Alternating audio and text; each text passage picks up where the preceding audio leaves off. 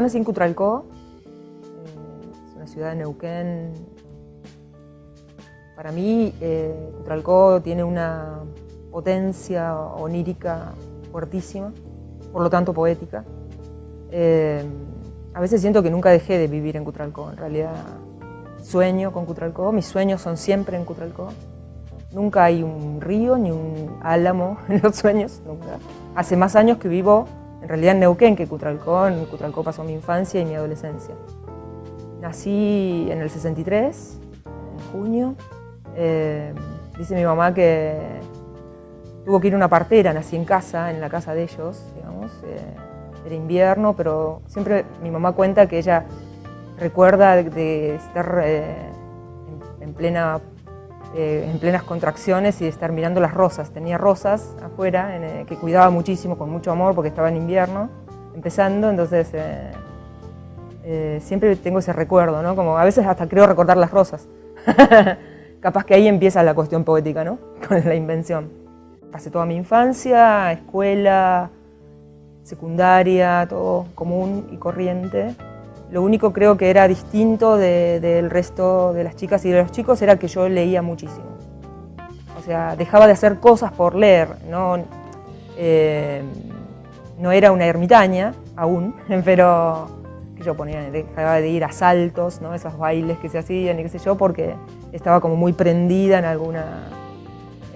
alguna novela o en poesía, leía muchísimo. Era muy difícil en ese momento, cuando yo empiezo, digamos, a estar como más metida en la lectura, conseguir libros, porque había una sola editorial, una sola librería, que era Siringa en ese momento, y después con la dictadura incluso ellos salen expulsados, digamos, de la ciudad, se van a México, creo, y no hubo más librería. Entonces recuerdo que para mí fue fundamental que mi papá y mi mamá me compraban por correo colecciones enteras de libros, por eso tengo todavía colecciones de libros de Editorial Losada, del Centro Editor de América Latina. Entonces me leí todos los clásicos que se pudieran leer, tanto europeos como latinoamericanos. Leer, para mí, lo menciono porque para mí leer me llevó a escribir. Quizás primero como una imitación infantil, como una búsqueda de expresión, y luego porque uno empieza así, como cuando empezás a caminar, confusamente y con los poquitos elementos que tenés. Y luego lo que soy, ¿no? Para mí no es escribir poesía es vivir, ¿no? Entonces, en ese momento no lo tenía tan claro, pero sí recuerdo el gozo con que yo escribía, o sea, con que llegaba a poder escribir cositas. Recuerdo que en ese momento había pequeños poemitas muy relacionados con cosas anecdóticas, ¿no? Con cosas que me pasaban, pero la lectura fue fundamental, fue fundamental. Me parece que no escribiría de esta manera si no hubiera nacido en Cutralcó, por ejemplo. O sea, Cutralcó, que es agua y fuego en mapuche, un poco de esa agua, un poco de ese fuego está en cada uno y en cada una de los que nacimos ahí. Es un lugar mítico, pleno de leyendas, sobre todo mapuches, y vos vas creciendo con eso, con esas leyendas, ¿no? Se van siendo parte de ese crecimiento. Y después, ¿cómo lo desenhebrás? O sea, queda enhebrado en vos, o sea, no hay manera. Ahí no me parece raro tampoco, me parece súper coherente que se haya originado esta forma de protesta que es el piquete, digamos, como una forma de expresión de dejar salir un poco ese fuego, o sea, era que se llamaban fogoneros en ese momento, ¿no?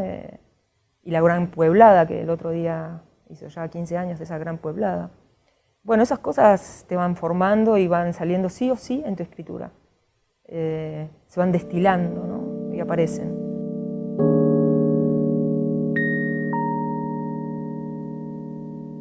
Cuando cumplo 18 años, como cualquier otra persona de clase media, más o menos, que pudiera permitirse la idea de pensar en viajar para estudiar en otro lado, bueno, se me dio esa posibilidad y me vine a Neuquén. Fue difícil venirme.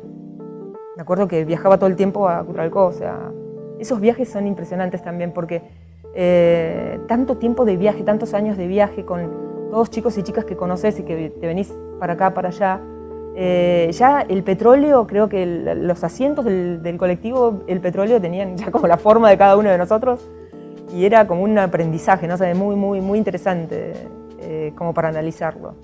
Me vine a estudiar con otras 5 chicas, éramos 6, alquilábamos departamento acá. Estudié contador, 3 años, no funcionó, no me funcionó en mi interior. Me cambié a trabajo social, me recibí de trabajadora social. Pero durante toda mi etapa laboral, desde entonces hasta ahora, siempre trabajé en periodismo. O sea, nunca hice casi otra cosa, creo que fue un año nada más que trabajé de asistente social, pero no me dio resultado, digamos, me pareció un trabajo durísimo, además de que no tenés respuestas reales para la gente, ¿no? Si siguen teniendo estas políticas sociales. Entonces siempre trabajé en prensa, y porque siempre pensé que trabajar con el lenguaje me iba a ayudar, no es nada que ver, o sea, nada que ver, ya me saqué, igual que estudiar letras también, pensé lo mismo. Tuve esos dos, quise estudiar letras, no funcionó, entonces me di cuenta que escribir poesía es un aprendizaje profundamente solitario, ¿no? Aunque la actividad y el producto sea tan social, ¿no? Y tan de comunidad y tan de darse y tan solidario. Cuando yo estaba estudiando, da la casualidad de que una de las chicas se pone de novia con Raúl, que es Raúl Mansilla, el poeta que él ya tenía su recorrido, digamos, acá. Las charlas con él, al final venía y se ponía a charlar, nos poníamos a charlar de poesía, me introdujo en un montón de lecturas y también en música, en mucha música. Él me enseñó, me hizo leer por primera vez a César Vallejo, por ejemplo. Se me marcó de por vida las lecturas que él me dio, además de introducirme en lo que ese momento era el Centro de Escritores Patagónicos, la realización del último número de Coirón. O sea, me hizo ya formar parte de lo que es ahora historia de la poesía en Neuquén y en Patagonia. Siempre lo menciono porque es un hito, digamos, conocerlo a Raúl, para avanzar en tomar en serio esta cosa de escribir, ¿no? Porque yo no conocía, o sea, no conocía gente que escribiera. Entonces lo tenía como un hobby. En ese momento creo que se me planta la idea de que existe una forma de vivir distinta. Siempre escribí desde entonces. En el 92 tuve la oportunidad de publicar por primera vez, pero en el 89 fue que ganó un concurso que estaba Bocanera, bueno, unos grandes, un concurso en Buenos Aires. Gano ese concurso y con ese concurso gano la posibilidad de ir a Buenos Aires y conozco, digamos, a grandes poetas y conozco a Mangieri. José Luis Mangieri, que en ese momento y desde entonces era el editor de Libros de Tierra Firme, un histórico de la poesía de Argentina, había estado en grupos con Juan Gelman, un hombre grande ya, ¿no? A él le gusta, digamos, lo que escribo. Yo en este momento una abdica de todo eso, ¿no? No quiere ni escuchar hablar de esos poemas tan parecidos a como escribía Gelman, pero en ese momento me hace la propuesta, sí, de editar en su editorial. Yo lo pienso durante 3 años. Porque siempre me pasó lo mismo, digamos, me es muy difícil largar los libros que estoy escribiendo. O sea, me parece que siempre poesía está tratando de decir otra cosa, ¿no? Esa inseguridad. Pero doy forma a un libro muy influenciada por la poesía norteamericana, sobre todo por la poesía de mujeres, Jan Sexton, Rukeyser, Rich. Se llama La pasajera de arena, el primero, y se dan cuenta, o sea, vos lees esos poemas y están medidos a ultranza, o sea, parece que estuvieran como tallados, ¿no? O sea, la idea era no tener un concepto de más, una palabra de más, bien a la manera de Pound, ¿no? Sale en el 92, en la editorial de Mangieri. Y desde entonces tardé unos 7 años en hacer otro libro por esta cuestión de no largarlo. Recuerdo, tengo una anécdota con respecto al segundo libro, que es, coincidía en el 99, el 96, ¿no? Esos años del menemato. Yo estaba sin trabajo, me quedé sin trabajo, estuve como un periodo como, ¿no?, de la flexibilización cuando se estaba instaurando, pleno neoliberalismo. Soy de esa generación, digamos, que te tomaban 3 meses, te echaban, entonces estuve una temporada así como mucho tiempo sin trabajo, casi más de un año. Estaba bastante deprimida, digamos, por ese tema. Y recuerdo una llamada de José Luis, mi mamá me seguía pagando el teléfono fijo, y me llama José Luis de Buenos Aires. Él me llamaba siempre, todo el tiempo me llamaba: ¿cómo estás, nena? ¿Qué estás haciendo? ¿Qué sé yo? Bueno, yo le cuento que estaba así como una temporada que estaba sin laburo. Y él me dice: recordame tu dirección. Bueno, después me llegó una caja con alimentos, o sea, él me mandó comida, digamos, y me dice que si estaba escribiendo que le mandara algo, que le mostrara. A la vuelta de correo me mandan las galeradas, o sea, me mandan las pruebas de galera de Inferno, ¿no?, que yo le había puesto porque era realmente un periodo tremendo de mi vida. Muchas cosas habían pasado, amorosas, familiares, que hacían que ese momento fuera realmente un infierno. Y yo no estaba segura de ese libro, aún hoy en día no estoy segura porque no lo había terminado de ver. Y no estaba segura porque, como digo en un poema del libro, lo tenía todavía muy cerca de la emoción, o sea, era un libro que no podía todavía dejar ir en ese sentido, ¿no? No lo podía ver con objetividad. Ahí está mi segundo libro, 99. No me cobró un centavo, lo saca él, cosa que siempre quiero recordar porque la generosidad, la caballerosidad de José Luis Mangieri eran su poética, ¿no? Esa manera de vivir era su poética. Por eso de él aprendo también muchas cosas. Esta manera de vivir poéticamente. Ni en poesía, ni con poesía, ni por poesía, sino poéticamente, liso y llano. Que la poesía sea el vivir. Y si escribís, un bonus genial. Genial. Pero si no escribís, igual, sos poeta. Cuando estaba estudiando en la universidad, estuve muy involucrada en la movida estudiantil. Fui consejera estudiantil de la Facultad de Ciencias Sociales. Lo marco porque fueron épocas, yo estuve en la universidad incluso un año antes de que volviera la democracia, y fueron tiempos de mucha lucha, ya de antes del 83. Entonces fueron momentos difíciles, momentos donde todos los aparatos represivos estaban armados y armadísimos, y creo que aún hoy en día algunas partes siguen. Y eran momentos difíciles donde activar en esos momentos era ponerte a prueba todo el tiempo. Tuve muchas identificaciones políticas, siempre busqué lugares donde me sintiera cómoda en esta cosa de inconformismo que tengo y lo sigo teniendo.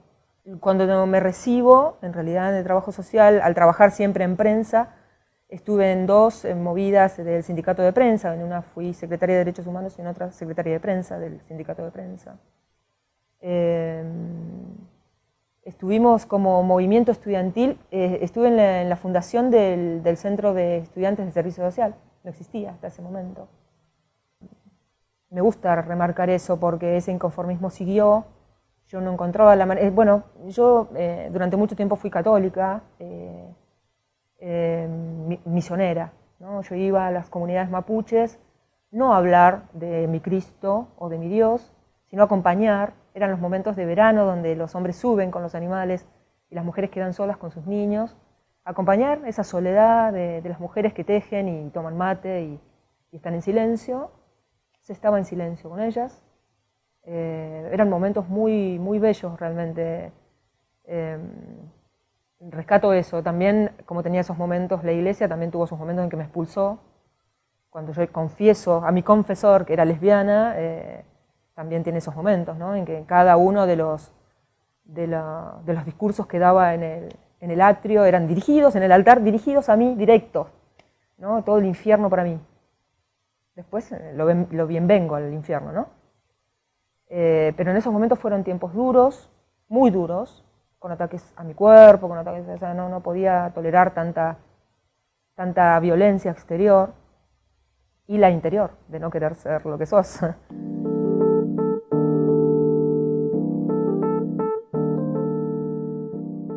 Empiezo a leer de feminismo. Notaba las diferencias desde pequeña, notaba las diferencias, pero no tenía los argumentos ni los textos como para darme cuenta de qué pasaba. Notaba que el mundo no sé, yo no cabía en ese mundo. Pensaba que era porque era lesbiana y en realidad eran las dos cosas. También era porque era mujer. Yo discutí toda mi vida, mi mamá piensa que yo soy como súper discutidora porque le decía por qué mi hermano no limpiaba o lavaba los platos como yo, ¿no? Esas cosas. Cuando ya en la treintena descubro los textos fundamentales del feminismo y me empiezo a explicar un montón de cosas. Si ustedes leen mis libros son anteriores y ya hay como una cosa ahí de preguntarme, ¿no? En Estarse sola, por ejemplo, es un poema donde yo digo que abrí los ojos y me di cuenta que había llegado a un mundo equivocado, ¿no? Y ya estaba esa cosa de darte cuenta en germen. Los textos, las teóricas del feminismo, las pensadoras del feminismo, el feminismo como una praxis de pensamiento y política, me empieza a dar esa contención que yo estaba buscando, ¿no? A conformarme, digamos, a darme cuenta de por dónde venía en mi vida esa lucha. La empiezo a meter por ese lado, como feminista, pero no como una feminista según el modelo que el patriarcado tiene, digamos, ¿no? Que vende, que el feminismo es lo mismo que el machismo. El feminismo intenta liberar, el machismo intenta explotar, esclavizar. El feminismo intenta liberar, no a las mujeres solamente, a todos de los roles que nos vienen impuestos desde esta construcción de esta cultura, ¿no? Y me parece que nos oprimen a los dos, a hombres y a mujeres, nos oprimen. Es verdad que existe mucha más violencia y violencia de todo tipo, física y simbólica, más sobre las mujeres, pero me parece que el rol que tienen los varones es tremendamente violento. Ese feminismo me permite ir abriendo los ojos a un montón de situaciones y me impele hacia el activismo lésbico. El activismo lésbico no busca que todas sean lesbianas, sino liberar la propia vida.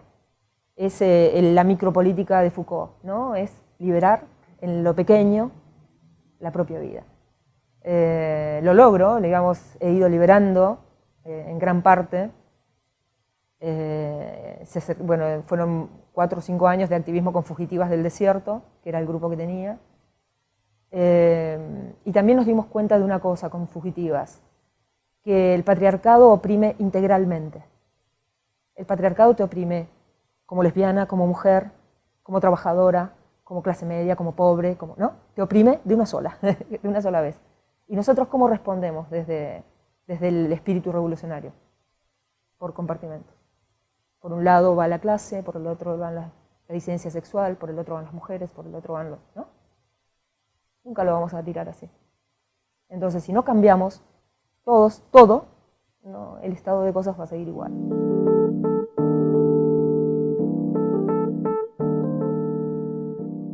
Yo siempre digo que cada una de las cosas y cambios que he tenido en mi vida, poesía me llevó a ellos. Porque si no, yo no puedo escribir. Cuando yo he tenido periodos en blanco, que los he tenido, es porque necesitaba cambiar de vida. Yo necesitaba ser otra. Esa otra recién está autorizada y llena de cosas que puede decir. Poesía puede hablar a través mío, a través de esos momentos. Porque yo no hablo poesía, yo soy hablada por ella. Entonces, si yo sigo, ¿me entendés?, siendo la misma siempre, la poesía va a ser siempre igual. Y a mí me parece que el arte, no solamente la poesía, me parece que el arte viene a llevarnos a otro nivel de vibración. A un nivel de vibración donde valga la pena ser de esta especie. En el que estamos no vale la pena. Somos violentos, somos carnívoros, nos comemos unos a otros, o sea... entonces, de ahí el rol me parece fundamental para mí de poesía. ¿Y qué tiene distinto con la religión? Porque si yo hablo de esta manera, soy una fanática. Lo que tiene distinto con la religión es que la religión esclaviza y la poesía te libera. No te dice quién tenés que ser, te dice tenés que ser otro.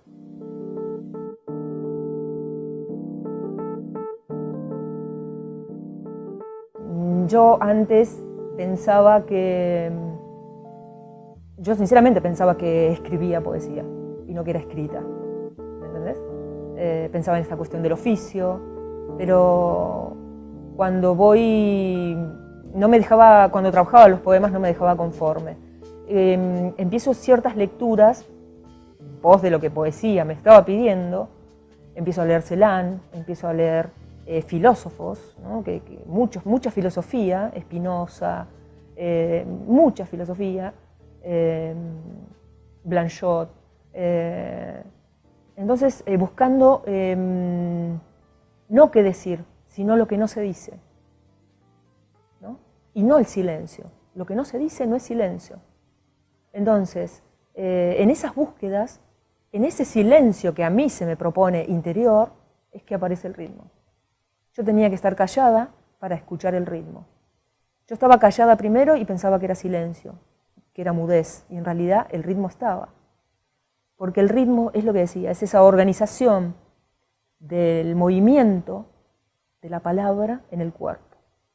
De esa manera la escritura es cuerpo, de esa manera la poesía es vida. Entonces, y de esa manera puede ser comunidad. Esa necesidad tan grande que tengo de crítica, ¿no? Que yo comentaba, la cuestión de la técnica y de la crítica. Estudiar el ritmo es estudiar técnica, de cierta manera, pero no esa técnica del corte de verso necesariamente, sino esta cuestión de cómo organizás tu cuerpo en ese movimiento. Y la crítica no como esa búsqueda de canon y de lo que tiene que ver con lo subjetivo del gusto o no.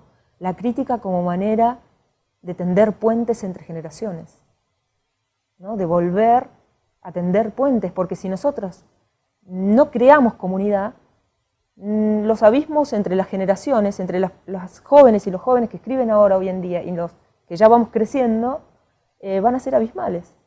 No va a haber historia, ni historicidad, ¿no? Eso que sigue habiendo todo el tiempo.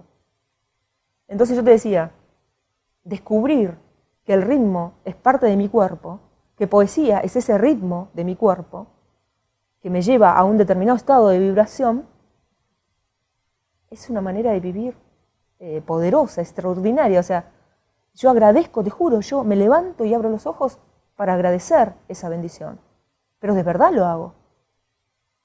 Entonces, si además sale un verso que a vos te conforma, a vos, mente, ego, chiquitito, te conforma, es un orgasmo realmente.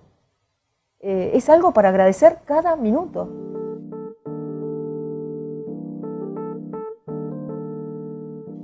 La poesía es un ejercicio militante, además. Es una actividad, no es un producto, no termina jamás. Poesía es siempre estar contra el poder. Por eso cada poeta para mí siempre es combatiente. Es un disidente. Para mí ser poeta es ser disidente, ser lesbiana es ser disidente también.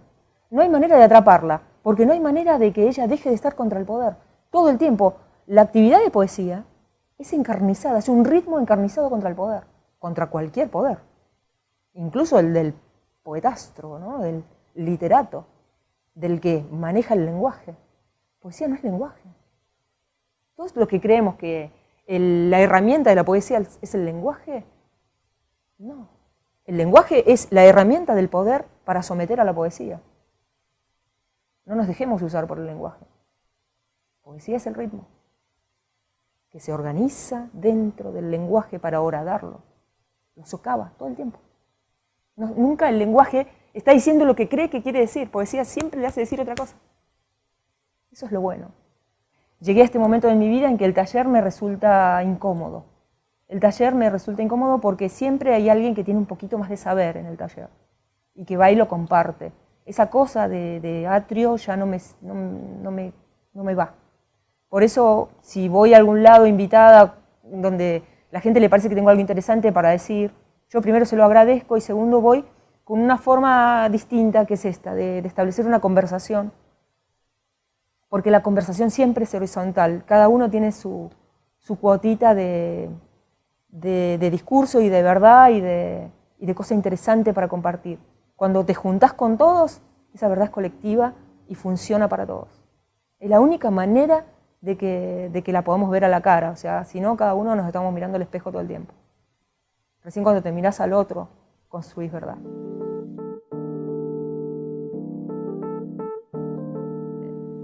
Pensar en estos temas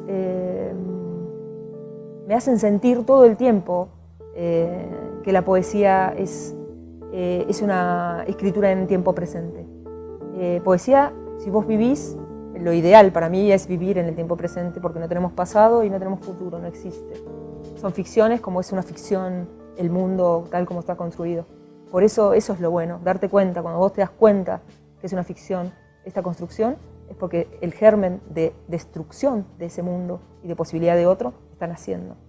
Entonces, eso es lo que me gusta de poesía. Poesía te siembra ese germen y no va a parar hasta que estalle en vos, siendo vos otra. Cuando vos cambiás, cambia todo. Todo empieza a cambiar, como el dominó. Y si tengo que definirme de alguna manera, era esto, ¿no? Como una profeta que va por el desierto diciendo su fe. Pero es mi fe. Es mi fe. No busca contagiarse. Es a lo que arribé en este momento. Es una fe situada. Es una fe de este momento. También la fe en presente. Entonces, esa fe que no busca evangelizar, no busca groupies ni clubes de fans, y una fe heterodoxa, ¿no? Jamás hecha de ortodoxia. Es una fe que saca verdades de todos lados para darse cuenta que todas ellas son ilusión. Moverte en la ilusión es subversivo. Es subversivo. Es esa otra realidad, ¿no? Ese otro mundo del que hablaba aquel poeta. Moverse también es una ilusión. El viaje es una ilusión. Yo amo viajar, pero no es necesario mover el cuerpo físico para viajar. Cuando viajas, una no va atravesando límites, los va expandiendo, ¿no? Yo no creo en los límites más que en la falta de libertad. Ese es el límite, es la falta de libertad. El pensamiento único, el pensamiento fascista, son límites. Y son fácilmente advertibles, o sea, vos los ves funcionando. Son los pensamientos discriminadores, por ejemplo. Son los pensamientos de la literatura, por ejemplo. Son los pensamientos de la peor ficción de todas, que es el lenguaje. El lenguaje siempre va a ser herramienta del poder, nunca olvidarlo. Entonces, ir viajando es ir haciendo poesía. La poesía es un viaje. Es un viaje de la una que una era a la otra que va a ser.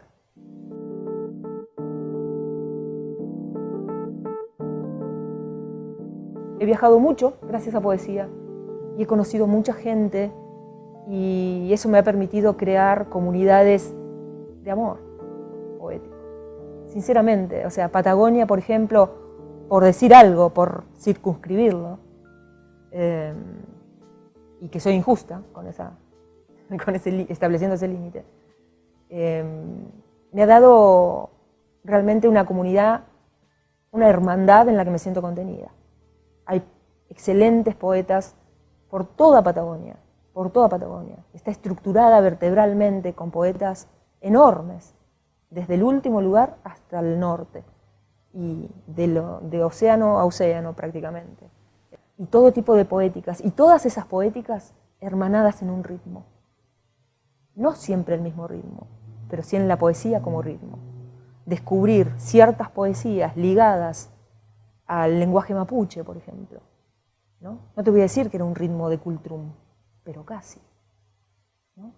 Y enhebrado con otros ritmos, ¿no? Con otras razas.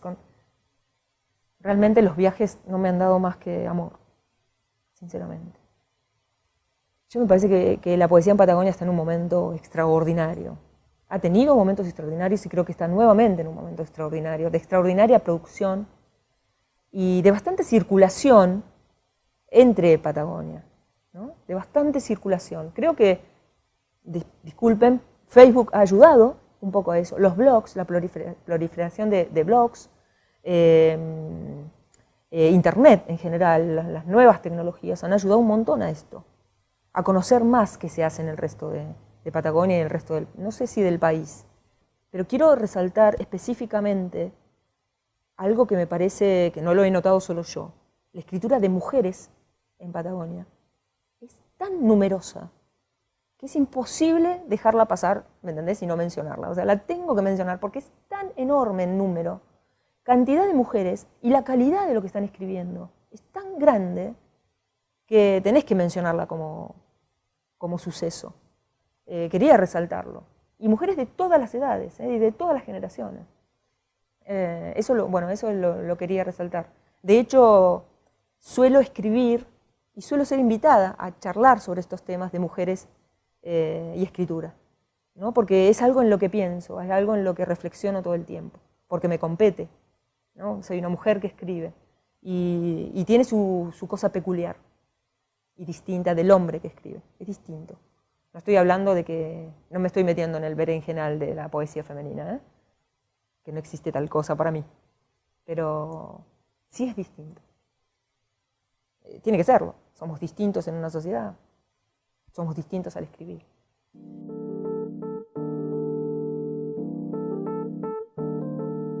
Yo tengo un solo rito. Tengo determinados poetas, hombres y mujeres, que son mi puerta de acceso a un cierto estado de vibración donde sé que voy a escribir. Son atmósferas. Entrar a esos poemas me abre puertas a determinadas atmósferas de vibración, las llamo yo porque son otros estados, ¿no? Entonces, en esos estados yo puedo intentar, digamos, escribir, lo intento. Lo que sale está fuera de mi decisión, siempre.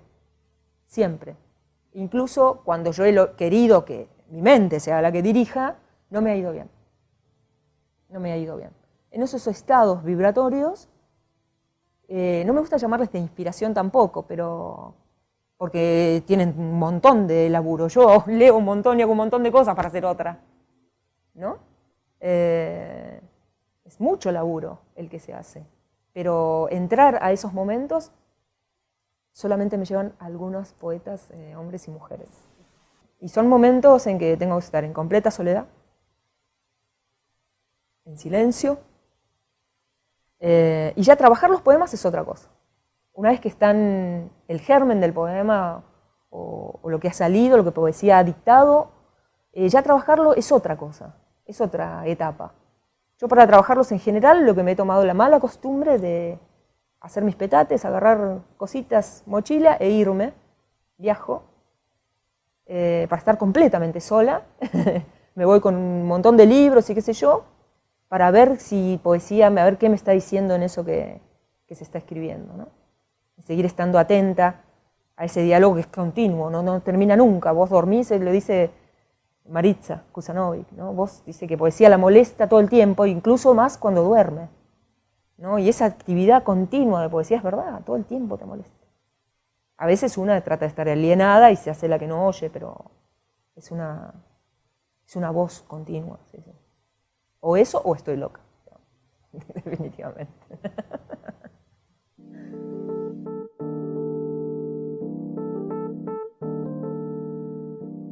Y con respecto a cómo llegar a ser poeta, o digamos cómo los niños o los adolescentes, chicos y chicas pueden llegar a tener contacto, digamos, con esto, para mí es seguir una pasión. Creo que lo que hace falta son políticas de lectura, sobre todo, de incentivar a la lectura como una pasión, no como un deber. Creo, porque a mí la lectura me llevó a la escritura. Y creo que te hablo de política a propósito, porque ser pobre no es solamente no tener para comer.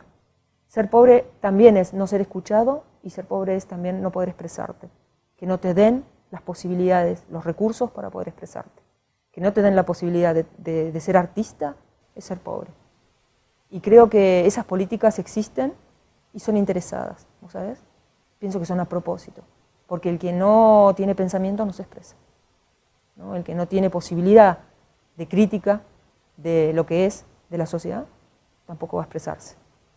Y lo que buscan el poder es eso, sobre todo, busca mudez, asentimiento, docilidad. Entonces, para mí la lectura, como la poesía y como el arte, es subversiva, porque sí o sí te va a llevar a ser otro. La pasión por la lectura, ¿no?